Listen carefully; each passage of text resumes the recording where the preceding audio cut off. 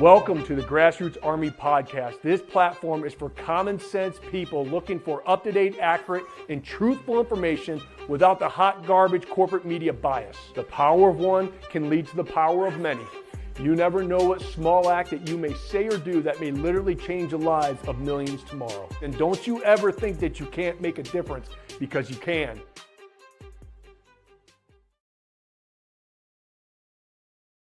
Good morning, my fellow Michiganders. Good morning, my fellow Americans. Happy Friday, or we would like to say in our clinic, Friday, right? Lots going on in the media cycle from here on out. My goodness gracious, not only with what's going on with President Trump on what great stuff is he going to do today, but also the Michigan politics obviously is starting to heat up. People are starting to contemplate on whether they're not, or whether or not they're going to run for all levels of office, Congress, Senate, governor, all kinds of rumors out there. So we're going to address a few things. We're going to talk about also Governor Whitmer and Granholm as they continue to push their green energy scam. And I found a video that Consumers Energy made. We are going to break it down, okay? And I went to the frequently asked questions section on these solar energy little farms that they're doing. So we're going to break that down, which is going to be good. But I want to also get into the Senate hearings with these gosh darn senators. You know, when you watch these things and watching these senators try to speak over the past couple of days, I can't help but ask, you know, how in the hell did these people even get elected? You know, just to listen, obviously, and it's clear as day to we the people who are watching on the sidelines, that we're not being represented by the best and brightest. That's for sure. And I guess this is just another example of this corrupt political machine that we've all experienced over the past 5 years. Basically, elites, we've witnessed this in the state of Michigan, rigging the system, using their money as power, which they're very good, to prop up weak, spineless pawns that will do their evil bidding while selling out who? The normal, average person, we the people. And it's frustrating. So I think all of us can agree, especially for the folks who follow me, is that we're kind of just done with these career politicians or ladder climbing bureaucrats, right? That they're utilizing these things as a stepping stone. You know, in my humble opinion, we need America first fighters. People are going to put America first, put we the people first, real, hardworking, common sense folks. That's it. Patriots who give a damn about this country. That's what I'm looking for, not stair-stepping politicians or bureaucrats trying to utilize every single position as a stair-stepping to something bigger and better that they view that they deserve. So as we go throughout this next election cycle, I'm hoping that we have great candidates to represent us, not just career politicians. You know, I want executives, business people. Obviously, there's a lot that goes into these statewide races, which I'll hammer down time and time again because of our run last time. Even though we were able to raise $2.2 million, it wasn't enough. And so when you're thinking about these statewide positions, you need to fundraise. And if we don't figure out a way to get good quality candidates who can fundraise, we're just going to continue to be stuck with these backyard politicians that don't give a shit about America, only themselves. So, but what we have right now in these hearings, because you can see, you know, Trump's cabinet picks, man, are you as excited as I am to watch what can happen in this country over the past 4 years if the Republicans do what they're supposed to and confirm these folks, and we're going to make great positive changes. Even watching Robert Kennedy Jr. It's always interesting with Robert Kennedy because all the Democrats loved him before until he jumped ship and joined President Trump because he wants to make America healthy again. And I want to highlight the whole confirmation hearing was interesting to watch these Democrats who, most of them, and Republicans, by the way, are bought and paid for by Big Pharma. But for him to call out Bernie Sanders yesterday, it was absolutely a thing of beauty. And to watch Bernie fumble all over his words as he was trying to defend all the over $1 million that he have accumulated from Big Pharma, this video speaks for itself. So enjoy it as much as I did. Going to make America healthier than other countries in the world right now. Will you guarantee do what every other major country does? It's a simple question. And by the way, Bernie, the problem of corruption is not just in the federal agencies; it's in Congress too. Almost all the members of this panel are accepting, including yourself, are accepting millions of dollars from the pharmaceutical industry. Oh no! And protecting their interests. Oh. I thought that would come. No. I ran for president like you. I got millions and millions of contributions. They did not come from the executives, not one nickel of PAC money from the pharmaceutical industry. They came from workers. In 2020, you were the single largest because I had pharmaceutical contributions from workers all over this country. Workers, you were the not a nickel from corporate tax. You were the single largest acceptor of pharmaceutical dollars. No, from workers in 1.5 million. Yeah, out of 200 million. All right, but. Oh, that was awesome. And you know what? That's what all of us want to hear is accountability, right? And so before all of us, a lot of us, I should say, was really awakened. And this is the scary part with society. The majority of people are still just asleep. They don't care. They don't want to get involved. They're fine with all of these politicians and bureaucrats continuing to do all this hot garbage. The definition of insanity is what I like to say. And they're still not engaged. I mean, just look where you live. How many people in your neighborhood are really actively engaged in politics? Not many. I mean, there's maybe a few in my neighborhood, but actively engaged, getting out there, supporting candidates, not a lot of people still are. So it's so important. That's why I stream and I share these kind of videos for people, the normal folk who just don't have time to watch all that stuff. So I try to, put together some videos that I feel that can hit the points that we're trying to make and to educate and inform people to at least keep people engaged, because election cycles, they come and go, obviously, but there's very important ones coming here, especially in the state of Michigan. I know some other states, but personally I'm biased because I live in Michigan, that in 2026, holy cow, we need the right candidates who can represent us, raise the money, and win in the general. I mean, that's what we have to kind of focus on and understand, that you may not agree with everything 100% of what these politicians stand for, or business folks. That's what I'm putting out there. But if they can agree on 80%, then I can maybe support you, but we'll have conversation for the other 20% that we disagree on. But as we all can agree, after the primary, you get behind the Republican candidates. That's it, because they're a whole hell of a lot better than the radical far left. That is for sure. So get behind your candidate who you support them in a variety of different ways, whether that be financial, volunteering, sharing their stuff on social media, and just understand and know, don't pick your ball up and go home after the primary, because the general is where we need everyone on board, because it looks like there are some people contemplating run for Senate. Okay. Rumors, of course, there's rumors everywhere, but as of right now, Mike Rogers made a statement yesterday that, he's thinking about running.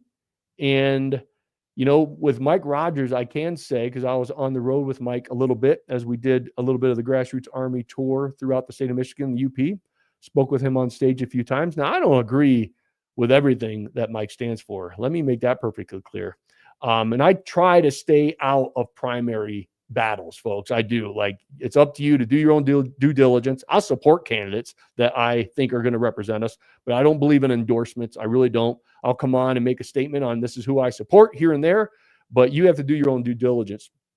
But Mike Rogers, he did, and it maybe because it was President Trump and it was a presidential election, but he grew a very impressive ground game. I'll say that. And he fundraised. He was able to have a very, very successful fundraising. So my questions is, when you run and you lose and running for governor and statewide, it's energy draining. And so to do it again, that would be my question. Do you really have the energy? Do you have the energy to take this on again, especially a very important election that there's going to be a lot of energy? And can you bring what you brought last time? I don't know. Can you reignite the fundraising machine and bring these folks who donate to your campaign back on board for another round? I don't know. John James, who is a two-time loser here in the state of Michigan for Senate, who I think barely won his congressional seat. He's rumored that he may be thinking about running for governor. We'll see what happens. But to reignite that stuff statewide, running for Congress is a whole hell of a lot easier than running for a statewide race. My humble opinion. Prove me wrong if I'm wrong, okay? But those are the questions that I would have for Mike. Can you reignite what you did before? Because there are rumors that Tudor Dixon is thinking about the Senate race. She has a pretty big following. Kevin Rinke is rumored to be running for Senate and governor. Ryan Kelly, new on the scene after taking a hiatus from getting the January 6th stuff that was accused of him and everything else that him and his family went through, which was hot garbage, which I called out. So I'm glad Ryan is rejuvenated and ready to rock and roll again because he's needed in the state of Michigan. So these all folks are considered to be rumored for governor and Senate, but we'll see. But I do know this is that this election cycle is critical for Michigan and our country. And I said this on my live for the last couple of weeks. Look, if we don't win up and down the ticket, then there is a strong possibility that President Trump may lose the House of the Senate. That stops all the momentum of our country and what he's trying to do. And all of us who voted for President Trump don't want that to happen. That's why this election cycle is so critical. And that's why I said time and time again, my butt will be on fire, supporting candidates, especially after the primary, getting behind the right ones that I believe that are going to make a difference and get people to turn out and vote. That's my role. Not running for anything this cycle, folks. I'm going to help other good Republicans win. And I'll do everything that I can. You guys know me by now, what I'm willing to bring to the table. But we need the right people to step up and run the right races that they can win. I do not want to see too many competing for the same seat. We have all these great people and all these folks. They're good in their own ways. Tudor Dixon, Kevin Rinke, Ryan Kelly, John James, Mike Rogers, many more, Eric Nesbitt, can't name them all, but they're all good people, And so I wish we could just all get these people in a room and have a powwow and say, hey, look, you should run for this, you should run for that, you should run for this. And we all leave the room as one ticket. I mean, that would be in my beautiful reality if that could happen. That would be wonderful to have all the right people and we went up and down the ticket instead of having 4 or 5 great candidates run for governor or Senate. And then we miss the attorney general, we miss the secretary of state, we miss maybe congressional seats, all these seats that need to be filled, right? That's what I wish would happen. Now, unfortunately, Republicans and conservatives, too big of egos, it probably won't ever happen. But in my fantasy land, in my utopian society, I could have one too, damn it. That's what I wish would happen because all these folks can bring a lot to the table if we can just be strategic. And I say that to my patients. You got to be strategic in your quality of life. But man, we need strategic leadership. So if all you folks out there who are thinking of running would like to come in the room and listen to what Garrett Soldano thinks you should run for, I'd be more than happy to have that conversation. But we'll see. Many of them will be like, screw you, Garrett. We do not care. And that's fine too. But I wish that would happen because I think we would really dominate. And I think a lot of you would agree, like if we could bring that and bring a strong ticket and have the right people at all levels, whoo, Michigan can be the powerhouse of this great nation, which all of us believe and know that it can be, except when we have garbage leadership like our girl, our nanny governor, Governor Gretchen Whitmer, and former Governor Granholm with their green energy scam that they continue to force feed down our throats. And Granholm, her energy department, which she is no longer a part of, ignored warnings about the conflict of interest. And what conflict of interest am I talking about, folks? This one. She's going to give $14 billion of loans to Michigan energy companies to push the green energy scam. Oh, are we just sick and tired of this? Yes. They continue to try to force feed this garbage down our throats. So I found a video yesterday. Consumers Energy put out on their website. And I'm laughing because you're going to laugh along with me. We should be crying because this is the stuff that they pull the wool over people's eyes with. And so I'm going to show this video. And it reminds me of like these pharmaceutical companies, like these commercials, which should be outlawed, which I hope Robert Kennedy not only takes away the 1986 Child Vaccine Information Act that frees pharmaceutical companies of liability when their product damages or injures or kills people, but also to ban pharmaceutical company commercials on our TVs and everywhere else. We should not be pushing this garbage. Okay. But this is what it sounds like. They had the wonderful little music in the background, and they're painting this beautiful picture about solar farms and how you can be a part of it and how you can invest in it and you can be part of the solution. And it kind of reminds me of the pandemic where they're saying, hey, you're not masking up for you. You're masking up for little Billy down the street, the Walmart greeter. So just mask up, America. So it kind of reminds me of this, like, gosh darn virtue signaling hot garbage, as I say. So let me bring this quality video that they put out on the screen. See if I can get it up. Here we go. For a long time, gardens have been a way for families to feed themselves clean, local produce. Our take on the garden, a solar garden, does the same for your family's energy needs by allowing you to offset your carbon footprint with solar blocks. Here's how it works. Choose how many solar blocks you'd like to subscribe to, based on how much of your carbon footprint you want to offset. For example, in a year, one solar block provides enough energy to offset about 1,300 miles driven by a passenger car, or enough to charge over 67,000 smartphones. Next, you'll subscribe to those solar blocks by paying a little more on your bill each month, but you'll get a lot of that back when your account is credited for the energy your solar blocks produced. See the program details for more information on that. From there, we'll keep you informed on the difference your solar blocks are making in Michigan.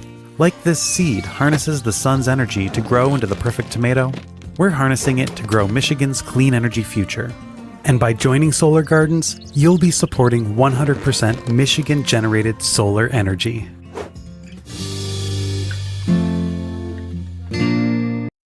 Oh my gosh.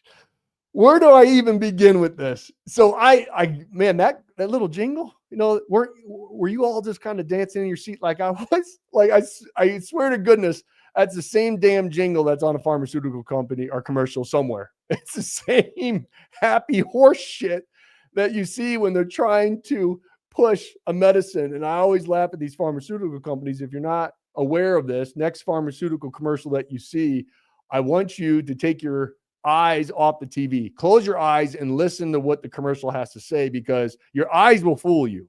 Because in pharmaceutical company or commercials, they're going to describe the product of what it's designed to do, like take care of your headaches, right? And as they go and they're going to show pictures and videos of people, family or playing sports, and they're going to do all this stuff. And it's like, oh, it's a great quality of life. And look at you, you're living your best life. And then they go to the side effects, and then the music kicks in, and they show even more visual representation of families getting along and people living their best life. And in the background, they're giving the 75 different side effects that medication is going to cause, and they're horrific. I mean, sometimes it's either like will cause anal bleeding and death, but it's going to get rid of your headache. And that's how brainwashing and conditioning and sales works, obviously. But that commercial reminds me of that. Like, you got you moving and you're all about green energy and solar gardens. I mean, how good does that sound? Like solar garden. I'm going to be a part of the solar garden. So let's break it down. All right. Because in there, they stated that, hey, this is going to power, like it's comparable to 67,000 smartphones. They throw out this big number, right? This big number. Look how many smartphones that we're going to be able to charge. All right. So they're pushing that out. Not the homes. We're going to get in the difference between modular nuclear reactors and solar and wind farms here in a second, because I got the data. But they push out this big number to get you to go, wow, 67,000 smartphones if I sign up for this solar garden. Doesn't it sound great? And they say in the commercial, hey, you'll get some of your money back. They actually said that, okay? You're not going to get all of your money back that you invest in this, all right? And I went to the frequently asked questions, and I'm going to show them to you, okay? And we're going to break it down. The reason I'm laughing is because people buy into this happy horse shit. They do. They buy right in, hook, line, and sinker, like this virtue signaling, like, I'm here to clean the planet. Let's do it. I'm going to sacrifice all my money for the greater good. Not to mention all the garbage of what it takes to make these solar panels and the rare earth metals and the strip mining and all these other third world countries that we get it from. We're not going to talk about the environmental footprint and impact that we have on that. No, we're going to talk about solar gardens. What are we going to call this? Not a solar farm. People are starting to rise up. We're going to call it a solar garden, and you should invest in it. So I looked up some frequently asked questions. So here we go. Let's break it down. How does this program work? All right. The solar energy credit. That's what they call it. The credit, not charge. No, it's not the charge. We can't say charge because people are going to tie in negativity to that. It's a credit. All right. And when you are going to get credits, when you invest into the solar garden, you're going to feel real good about yourself. So participants will receive a monthly bill credit for the value of solar energy actually generated based on their subscription level. This credit will vary month to month. So based on your subscription level, you're going to get credits. Participants tend to see larger credits in the summer when there's more sunshine and smaller credits in the winter. In 2018, the average monthly credit was $4.54 per solar block. Wow. Hey, if you just give, and then we're going to talk about the subscriptions here in a minute, you're going to get not only a $4.54 per credit back, but you're going to be able to charge 67,000 smartphones. Okay. For years, 1 to 5 of the program, the credit will be based on the fixed energy and capacity credit, 0.075 cents per kilowatt in years 6 to 25 of the program. People are actually thinking about signing up for 6 to 25 years. Okay. The credit will be based on market value of energy and capacity produced. Solar energy credits will be provided for the program duration of 25 years. Customers enrolling after the first year of the program will have reduced subscription payments and reduced years of solar energy credits prorated based on the date of enrollment. Holy cow. Sign me up for the solar gardens. Unbelievable opportunity for all of you, ladies and gentlemen, just for a subscription. All right. So I'm kind of hooked right now. Solar garden. We're going to help clean up the earth, which is both hot garbage, but we'll get that in here a second. So you got me in, right? Like, hey, what happened? What's this credit, right? Is this going to save me? Because I want to know, is this going to save me money? So if I sign up for this solar garden and get into this kind of Ponzi scam, this subscription-based, deal, this credit system, is it going to reduce my energy bill? Because if it was, man, I'd be like, maybe this is a good idea. So let's listen to what their explanation, because the question was, will my solar garden subscription reduce my energy bill? Please note, this program is not designed to reduce your electric bill. Rather, it offers an opportunity to voluntarily participate in a program that generates clean, renewable energy, therefore reducing greenhouse gas emissions by displacing fossil fuel generation. Although the value of the solar energy credit may increase over the life of the program, there is no guarantee, folks. The value will be greater than the subscription payment, and customers should not participate in this program with any expectation of profit or financial gain. I'm not making this up. This comes from their own website, okay? So this is how you get people to buy stuff. You put them a little motivational video with some fancy graphics, with some soothing music, right? And then you talk about credits and you give it a title called Solar Garden. And people are like, wow, I want to be a part of this, okay? Oh, not making it up. You can look it up, go to Consumers Energy. So where does all this flexible payment options, right? We offer several ways for you to pay with plans that fit every budget. Okay, remember, you're not going to make any money. To lower your bill, you're going to get a credit. For as little as $8 per month, you can subscribe to solar energy and reduce your carbon footprint, right? Alternatively, you can choose an upfront 3-year or 7-year payment term and continue to receive credits on your bill after your payment has been completed. Contact us for more information. There's the cell on these alternate subscription options, or if you're interested in changing your existing solar garden subscription. Upfront, $860, folks. You can be a part of this program, or you can sign up for 3 years for $27 per month. You can sign up for 7 years for $13 per month. Or hey, let's lock you in right now, and you can help reduce your carbon footprint and your neighbors for as little as $8 per month. In 2023, credits are ranged from $3.53 per solar block per month. So you subscribe for $8, and then you may get $3.53. How is this even legal? This is like a Ponzi scam. Man, I have to be probably careful because it almost sounds like the mafia is involved in something like this, right? I mean, that's what it seems like. Like it's almost extortion. Like, hey, look, to reduce your carbon footprint and buy into this green energy scam, especially since our nanny governor and our crooked old governor, the lost decade, Granholm, right? She just gave $14 billion of loan to Michigan energy companies. So again, they're lining the pocketbooks of these energy companies, which is hot garbage. DTE and Consumers Energy, we all know it's a monopoly, right? And that's what they're doing. And you see it? It's unbelievable. It's unbelievable. It gets better. I like this one, okay? Because, hey, you know what? I want to make sure that, nope, not that one. There it is. This is the one I want to talk about. Let's say I want to buy into this program. And I'm like, hey, if I donate $8 a month, I'm going to get $3.53%.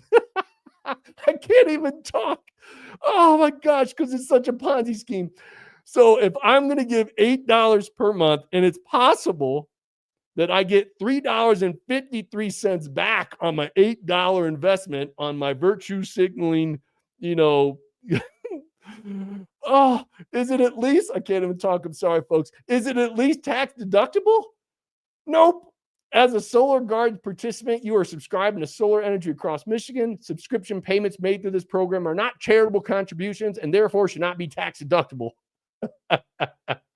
Oh my gosh.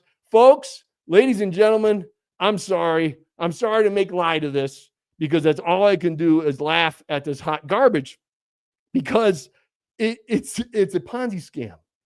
Like, I'm in the wrong business. Holy cow. I want you all right now to donate $8 a month for the next 25 years to the Grassroots Army. There we go. To the Grassroots Army. And here's what I'm willing to do. You get to listen to me once a week, a couple times a month of my lives. And for $8, if you invest $8 in the Grassroots Army, I'm going to give you $4 back. That's what it is. Like it's done. Like, I can't believe that this is legal. All right. I can't believe that this is legal. There should be definitely an investigation of this insanity. I mean, unbelievable. And people buy into this. And I can see all the crazy leftists thinking this is the best thing since sliced bread. Like, unbelievable. All right. So let's get into some common sense because that's what the Democrats and the radical left Democrats do. There's no foresight. There's no vision. There's instant gratification. There's emotional decisions. And they don't ready, aim, fire. They shoot, ready, aim, right? It's totally backwards. And then there's the consequences long-term for all of these decisions. We're seeing it with everything that they've done with the school systems. I mean, we can go on and on. Everything, how they run the state and the country. I mean, it's just hot garbage, everything that they try to push through because it's all emotion. It's all virtue signaling and everything else. So let's talk about like what conservatives, most of us, drill baby drill. Obviously, we agree with that. Let's just talk about something that could be long-term energy dense. And I've been on my platforms many times talking about nuclear reactors and energy. So we all know that solar panel farms are not energy dense. Wind farms are not energy dense. There's no bang for your buck. And so they're taking away farmland. They're destroying our woods, right, and forests in the state of Michigan to put these solar panel farms that don't have a lot of bang for their buck. And that's why they push out like, hey, 65,000 smartphones you're going to be able to charge, right? They don't talk about homes. You want to talk to me about energy dense solutions? You bring me some numbers that say, hey, we're going to be able to charge 65,000 homes on 5 to 10 acres. Then I'm like, that sounds interesting. Okay, let's talk about it. Because small modular nuclear reactors, that's what they do. Folks, they're safe. You can recycle radioactive waste now, over 90%. And the waste that's left over, you can accumulate all the radioactive waste that we have accumulated over the decades in this country, and you can literally store it in a cement concrete bunker for 1,000 years, and it's not going to harm anyone. It's not the Simpsons episode where you see the green radioactive slime. It's not. Literally, it can be stored in a football-long concrete bunker underneath ground that will never harm nothing, and it can stay there for 1,000 years in decay, and nothing's going to happen. All right? People are like, well, it may blow up. It's so safe. It's safe. Okay? So and if you want, look, you want to watch a great documentary that can lower your fear, because a lot of people who don't understand nuclear, it's all emotional. Watch Nuclear Now. It's a documentary. Watch it. All right? Even the Bill Gates of the world, right? They'll say, look, that's the only solution on the table right now. Bring me another energy dense solution. We can talk about it. All right? But this is a solution. So let's compare. All right? The number of homes a small modular reactor can power depends on its capacity. All right. So I gave you several different examples. This is from ChatGPT. I asked this question of it yesterday. A 50 megawatt small modular reactor can power 40,000 homes. All right. So that's a lot. That's not 65,000 smartphones. That is 40,000 homes. All right. And obviously there's bigger. 300 can power 240. A 1 gigawatt is 800,000 homes. And obviously the size of the reactor is going to determine, how big of space that they need. All right. So I asked, how many acres does a 50, modular reactor need? 5 to 10 acres of land. That's it. So when you have one of these small modular reactors on only 5 to 10 acres of land, this is significantly smaller than wind or solar farms, which compared would require hundreds to thousands of acres for the same energy output, folks. And guess what the byproduct of nuclear reactors are? All that stuff that comes out the top that looks like smoke, that's steam. That's steam. That's not pollution, that's steam. All right? So let's talk about the long-term solution. Solar and wind farms, 20 to 25 years. And you ever notice with wind farms, some of those things don't work, they're not spinning? The reason being is because they shut them down to make them have more longevity. All right. So if you're driving down the road, you see some of them not working, you always ask, like, why is that not working? Well, it's either broke or they shut it down to try to have more longevity in that product. Okay. But the lifespan of wind turbines and solar panels is 20, 25, 30 years. These reactors, at least 40, 60 years if properly maintained. It's no-brainer. It's a no-brainer. We need to cut regulations, build several of these things throughout the state of Michigan, and have good energy that produces steam as a byproduct, and then store the radioactive waste, the 10% after 90% is recycled, right? And we have a long-term energy dense solution, which is going to lower the price of all of our energy. And it's weird that these energy companies don't want that because they're not going to make a lot of money.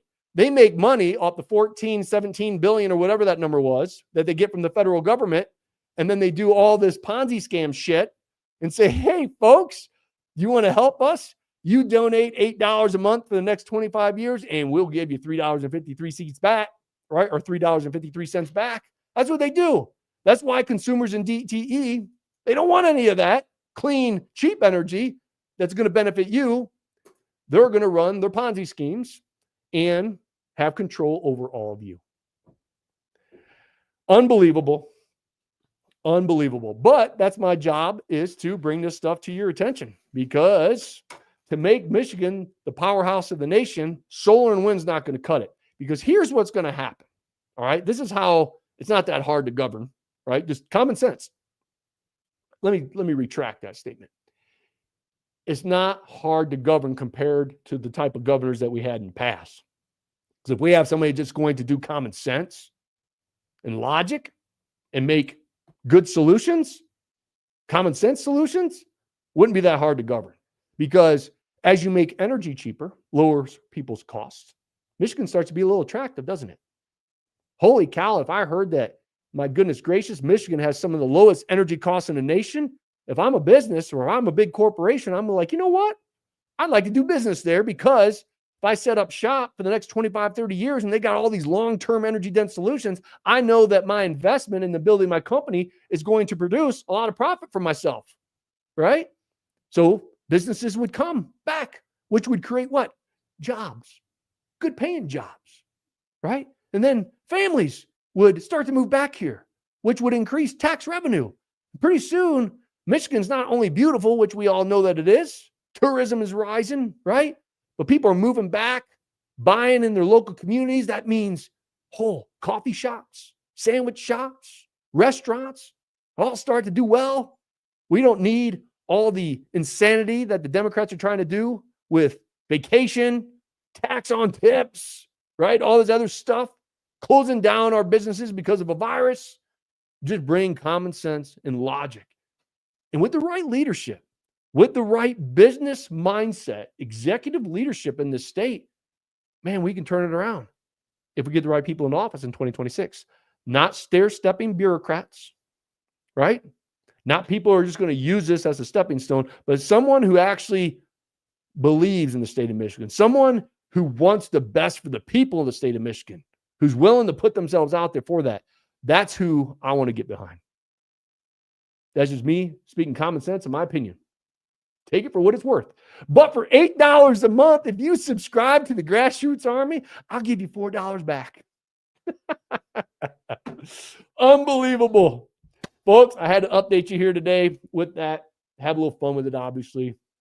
But insane. That's all I got today. Have a great weekend with your family. God bless you. God bless the state of Michigan. Of course, and always, God bless these United States. Until next time.